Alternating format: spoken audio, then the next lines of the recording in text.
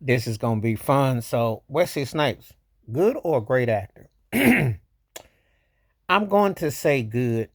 He is an interesting. Of course, when you're a black actor, you gotta be special because you got so much stacked up against you. The popularity, what you're doing. He had a real interesting run, though. I mean, Wildcats came out in '86, but that Michael Jackson Bad video with Martin Scorsese, that's when you knew the guy was bad. And as a matter of fact, when he did Mo Better Blues with Denzel Washington and Spike Lee at the time, he had the slight edge over Denzel for a brief window. Obviously, the Kingpin in New Jack City was the truth. Nino Brown was a character.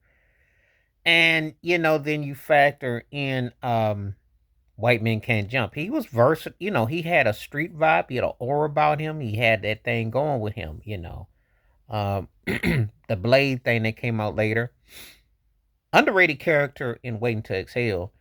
Um, he didn't get a chance to, of course, the black men don't really, except for Denzel, they don't put a lot of money in stock for selling the black leading man in totality. So that's a whole different dynamic in itself. But and I did like Sugar Hill. I think that was to me, that was his peak in his prime up to that. I think that with him,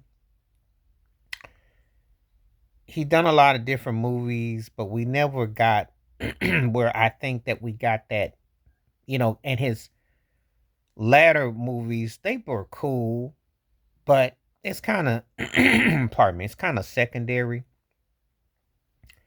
Didn't really get the same, I'll be honest, the same hit of that what he had, and so I think it was kind of lost. I do, to be honest with you, if I'm being honest, he was like kind of like a precursor to what Michael B. Jordan and what Chad Bosman do because Chadwick was closer, like a broke version of Denzel Washington, which is no diss because hey, there was only one Denzel, but he was kind of close to that.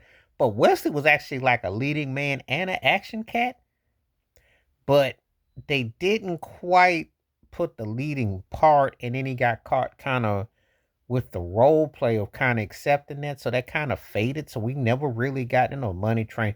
We never quite got enough of him going into a direction where we could have seen maybe if he had more of a leading role, or he could have done more, because it kind of peaked. But when he was on his game, he was definitely like, you could see a lot of things in motion. He had a real cool aesthetic, a cool vibe with it. It just that it kind of cooled off. So I'd say he falls into that good, really good, obviously, with Denzel, his peer course, and then when we talk about great actors, he never comes up. He probably fall into a second tier slot, a high second tier slot, I would say. But that's probably where he would fall into.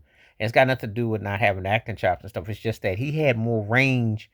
I think he really hit the screen harder when he first came out. And that Bad video along with Michael Jackson, I mean, he was real. I mean, he showed so much depth that he had a real intriguing vibe about him. But again, there's other factors with the money and the whole nine. So, it all depends how you look at it. But anyway, let me know what you think. I think I would say in the good. And that's a heck of a compliment because he's been around for a chunk of time. It's just that sometimes I still wonder, did we not get that full movie out of him? Let me know what you think in the comments. Please like, subscribe, welcome thoughts, comments, and I do respond. Thank you. Wash your hands. Keep your mind clear. Watch out for another. Share it if you like it. The membership. Stay safe, stay blessed, stay woke, stay free. I'm out one time. Peace.